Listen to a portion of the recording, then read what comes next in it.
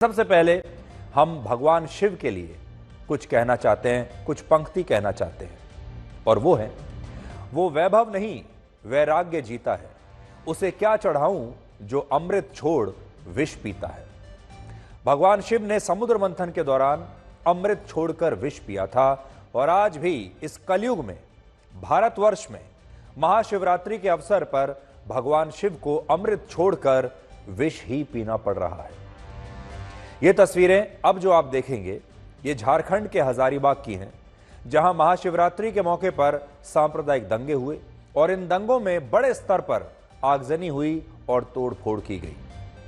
हिंदू पक्ष के लोग ये चाहते थे कि महाशिवरात्रि के अवसर पर इस इलाके में एक सरकारी खंबे पर सनातन धर्म का झंडा और लाउड स्पीकर लगाया जाए, और इस पर उस इलाके के कुछ लोगों में पुलिस के साथ सहमति बन भी गई थी।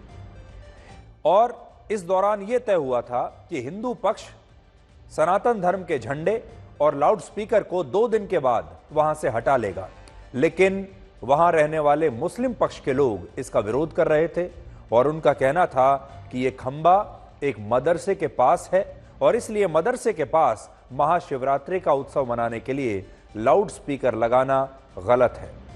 और इसी बात को लेकर हिंदू और मुसलमानों के बीच में यह विवाद हुआ, और दोनों पक्षों की तरफ से हुई पत्थरबाजी के बाद सांप्रदायिक दंगे भड़क गए, और ये दंगे भगवान शिव के ही देश में महाशिवरात्रि के मौके पर हुए। और सोचिए ये कितनी दुर्भाग्यपूर्ण बात है।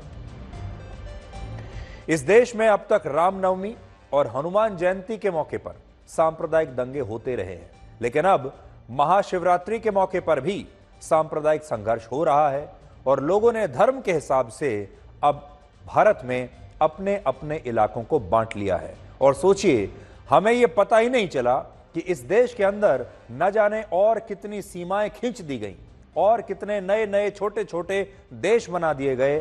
किसी को कहते हैं कि ये हिंदुओं का इलाका है, किसी को कहते हैं ये मुसलमानों का इलाका है, किसी को कहते हैं कि ये और किसी धर्म का इलाका है। ये इलाके कब बने पता ही नहीं चला। भारत के संविधान में हर इलाके को भारत का इलाका ही माना गया है, और कोई भी इलाका किसी धर्म विशेष का इलाका नहीं है, ना हिंदुओं का है ना मुसलमानों का है। लेकिन इसके बावजूद बार बार मुस्लिम इलाकों में हिंदू समुदाय द्वारा शोभा यात्राएं निकालने पर सांप्रदायिक दंगे हो रहे हैं, और यह कहा जाता है कि हिंदू ऐसे इलाकों में अपने त्योहारों का उत्सव मनाते ही क्यों हैं जहां मुस्लिम आबादी ज्यादा है। और ऐसा नहीं है कि ये घटनाएं पहली बार हो रही हैं। आज हम ये कहना चाहेंगे कि क्या हमारा देश प्रयागराज के हिंदू और मुसलमानों से सीख नहीं ले सकता? प्रयागराज को आज आप एक केस स्टडी मानिए, और ये बात हम देश के हिंदुओं से भी कह रहे हैं और मुसलमानों से भी कह रहे हैं। प्रयागराज में 45 दिनों तक महाकुंभ का आयोजन चला, और इस दौरान 66 करोड़ हिंदू देश के अलग अलग राज्यों से, अलग अलग इलाकों से प्रयागराज में आए। ये हिंदू जिन मुस्लिम इलाकों से होते हुए पैदल यात्रा करते हुए महाकुंभ पहुंचे, वहां एक बार भी 1 घंटे के लिए भी कोई विवाद नहीं हुआ। एक भी दिन ऐसा नहीं आया जब इन मस्जिदों में अजान ना हुई हो और वहां जुम्मे की नमाज ना पढ़ी गई हो। मुसलमानों ने हिंदू श्रद्धालुओं की आस्था का पूरा सम्मान किया, और हिंदुओं ने भी मुसलमानों की अकीदा का ध्यान रखा। और 45 दिनों के महाकुंभ में प्रयागराज का कोई भी इलाका ना तो हिंदुओं का इलाका बना, ना ही मुसलमानों का इलाका बना। आज बड़ा सवाल यह है कि जब प्रयागराज में ऐसा सद्भाव दिख सकता है, तो फिर पूरे देश में ऐसा क्यों नहीं हो सकता? और ऐसा क्यों है कि हर बार हिंदुओं के अलग अलग त्योहारों पर मुस्लिम बाहुल इलाकों से शोभा यात्राएं निकालने और वहां पर उत्सव मनाने पर यह विवाद होता है? आज पूरे देश को झारखंड के हजारीबाग से हमारी ये रिपोर्ट देखनी चाहिए और सोचना चाहिए कि क्या अब हमारे देश के अंदर धर्म के नाम पर नई नई सीमा रेखाएं खींची जा रही हैं, और क्या अब इन सीमाओं में प्रवेश करने के लिए भी अलग से वीजा लेना पड़ेगा, अलग से पासपोर्ट बनवाना पड़ेगा? महाशिवरात्रि पर सनातनी झंडा और लाउड स्पीकर लगाने को लेकर झारखंड के हजारीबाग में हिंदू और मुस्लिम आपस में भिड़ गए। ये झड़प डुमरौन गांव की जिस जगह पर हुई, उसे यहाँ हिंदुस्तान चौक कहते हैं। हिंदुस्तान चौक पर करोड़ों हिंदुओं की आस्था से जुड़े महाशिवरात्रि के अवसर पर पथराव हुआ और गाड़ियों में तोड़फोड़ के साथ आगजनी की गई। झंडा और लाउडस्पीकर जिस खंबे पर लगाया गया था वहां पास में ही एक मदरसा था। इसी वजह से मुस्लिम समुदाय ने इसका विरोध किया और विरोध बढ़ते बढ़ते हिंसा में तब्दील हो गया। शिवरात्रि के अवसर पर डेकोरेशन को लेकर, झंडे लगाने को लेकर, साथ ही साथ लाउड स्पीकर बजाने को लेकर ये विवाद जो है पहले होता है, बहसबाजी होती है। बहसबाजी के बाद मामला जो है वो एस्केलेट होता है। ये फ्लैश पॉइंट आपको हम सबसे पहले दिखा दें, ये मदरसा है और साथ ही साथ यही रास्ता है पीछे जो है मंदिरों को जाता है। यहाँ देखिए, यहाँ पे ये जो झंडे लगाए गए हैं इसको जो है एक समुदाय इसको लगाना चाहते थे, यहाँ लाउड स्पीकर लगाना चाहते थे, उसी का विरोध किया जा रहा था दूसरे समुदाय के द्वारा।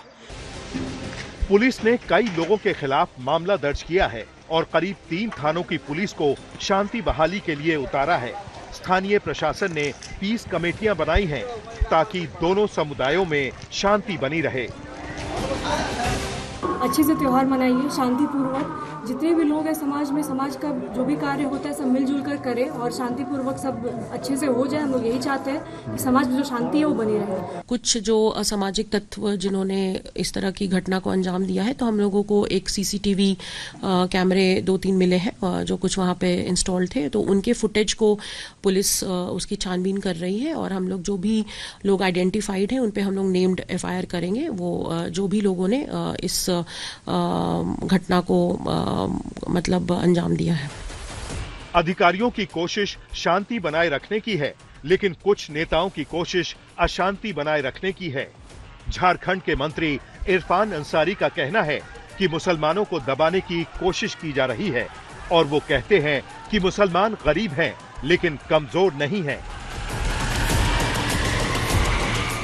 आप जोरन आप जाइएगा किसी के गांव में जाके बोलिएगा कि यहाँ माइक लगाएंगे, ये कौन सा तरीका है भाई? शिक्षा से बोलिए ना। आप बोले मस्जिद में लगा देंगे माइक और ऊपर से केस भी इन्हीं लोग पर कर दीजिएगा, ये कौन सा तरीका है? वहाँ के सांसद क्या कर रहे हैं, वहाँ के विधायक क्या कर रहे हैं?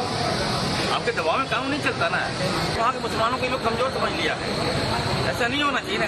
मुसलमान गरीब हो सकता है लेकिन आप उसको जबरन आप दबाव डाल के गलत कराइएगा, ऊपर से जो पीड़िएगा, मारेगा, घर जला दिया, दुकान जला दिया, ये हक किसने दिया? क्या सोचोगे? बोलने वाला नहीं है क्या? हम लोग भी जाएंगे, जांच करेंगे, हम लोग देखेंगे। ये हिंसा 2 संप्रदायों के बीच थी, इसीलिए इसमें नेताओं को अपना अपना फायदा नजर आया। इरफान अंसारी ने मुस्लिमों को भड़काने की कोशिश की और फिर इरफान के नाम पर बीजेपी नेताओं ने अपना दांव खेला। इरफान जी, आप सरकार में हैं, ये इंश्योर कीजिए कि लॉ एंड ऑर्डर हर समुदाय को मिले और हर समुदाय अपने धर्म को प्रैक्टिस करने के लिए आजाद है, वो करे। कौन सा समुदाय मजबूत है और कौन सा समुदाय कमजोर है, अगर आप इसको चैलेंज करके देखना चाहते हैं तो सड़क पर उतर करके देख लीजिए, लोग आपको तुरंत बता देंगे कि कौन सा समुदाय मजबूत है। हिंदुस्तान में तो कहीं नहीं होता, झारखंड में क्यों हो रहा है? क्यों? क्योंकि लॉ एंड ऑर्डर पूरी तरह कोलैप्स है। क्यों? बांग्लादेशी घुसपैठियों को संरक्षण इरफान अंसारी जैसे लोग देते हैं। क्यों? आज पूरे झारखंड के अंदर कानून व्यवस्था की स्थिति क्या है? किसी से छुपी है क्या? जमीनी स्तर पर फिलहाल हालात काबू में हैं। इलाके में शांति है, लेकिन इस मुद्दे पर झारखंड विधानसभा में खूब हंगामा हुआ। इस हिंसा की निष्पक्ष जांच की मांग की गई है। इस जगह पर मौजूद एक मदरसे की मीनार जैसी संरचना को लेकर यहां पहले भी तनाव की स्थिति बन चुकी है। हजारीबाग से सत्यजीत कुमार, आज तक।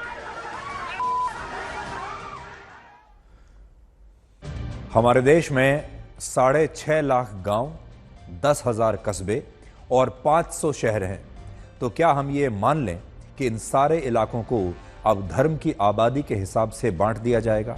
जहां जिस धर्म की आबादी ज्यादा होगी वो इलाका उस धर्म का हो जाएगा और उस इलाके में उसी धर्म के उत्सव मनाए जाएंगे और बाकी के धर्म के लोगों को पहले वहां पर परमिशन लेनी पड़ेगी। आज आपको यह भी सोचना चाहिए कि महाशिवरात्रि पर ये सांप्रदायिक दंगे किसी और देश में नहीं बल्कि भगवान शिव के अपने देश भारत में ही हो रहे हैं। और आज भी भगवान शिव को अमृत नहीं बल्कि विष ही पीना पड़ रहा है। आज हमारे देश के सभी मुख्यमंत्री और नेता उत्तर प्रदेश के मुख्यमंत्री योगी आदित्यनाथ से काफी कुछ सीख सकते हैं। भारत में हिंदू और मुसलमानों की सबसे ज्यादा आबादी आप जानते हैं किस राज्य में रहती है? उस राज्य का नाम है उत्तर प्रदेश। सबसे ज्यादा हिंदू आबादी और सबसे ज्यादा मुस्लिम आबादी। उत्तर प्रदेश की 22 करोड़ की आबादी में 17.5 करोड़ हिंदू हैं और 4 करोड़ 20 लाख मुसलमान रहते हैं। लेकिन इसके बावजूद उत्तर प्रदेश में सबसे कम हिंदू मुस्लिम दंगे होते हैं। वर्ष 2022 में मध्य प्रदेश में 68 सांप्रदायिक दंगे हुए, बिहार में 60, झारखंड में 46, महाराष्ट्र में 28, कर्नाटक में 19 और उड़ीसा में 15 सांप्रदायिक दंगे हुए। लेकिन मुख्यमंत्री योगी आदित्यनाथ के प्रदेश उत्तर प्रदेश में एक भी सांप्रदायिक दंगा नहीं हुआ।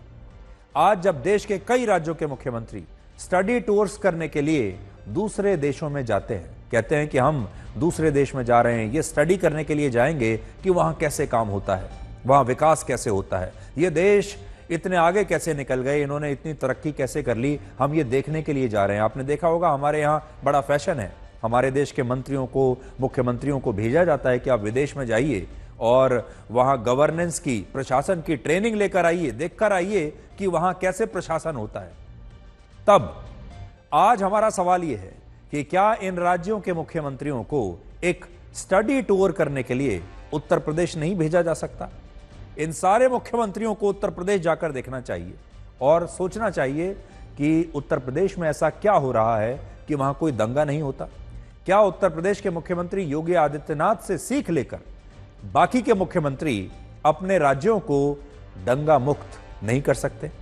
एक हमारा छोटा सा सुझाव है, हो सकता है कुछ मुख्यमंत्रियों को खराब लग जाए, बुरा लग जाए, लेकिन एक केस स्टडी के तौर पर सांप्रदायिक दंगों के मामले में कम से कम उत्तर प्रदेश से बहुत कुछ सीखा जा सकता है।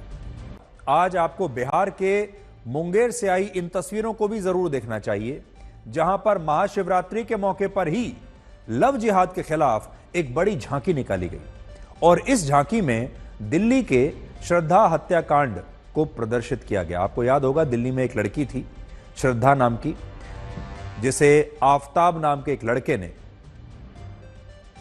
पहले अपना लिव इन पार्टनर बनाया और बाद में श्रद्धा वाल करके टुकड़े टुकड़े करके उसकी हत्या कर दी थी। आज बड़ा सवाल यह है कि महाशिवरात्रि के उत्सव के अवसर पर लव जिहाद के खिलाफ झांकी निकालने का मतलब क्या है, इसकी आवश्यकता क्या है? तो कई बार यह तस्वीर आपको हम इसलिए दिखा रहे हैं कि कई बार हिंदू पक्ष भी सीमाओं को लांघ जाता है, लक्ष्मण रेखा को पार कर जाता है। झांकी निकाली जा रही है महाशिवरात्रि के उत्सव के दौरान और उस झांकी में लव जिहाद के बारे में बात हो रही है, इसकी कोई आवश्यकता थी ही नहीं। और इस तरह के विषयों के, त्योहारों के उत्सव से उन्हें अलग रखना चाहिए ऐसे विषयों को। तो दोनों तरफ से जब गलतियां होती हैं तो वो हमें देश को बतानी चाहिए।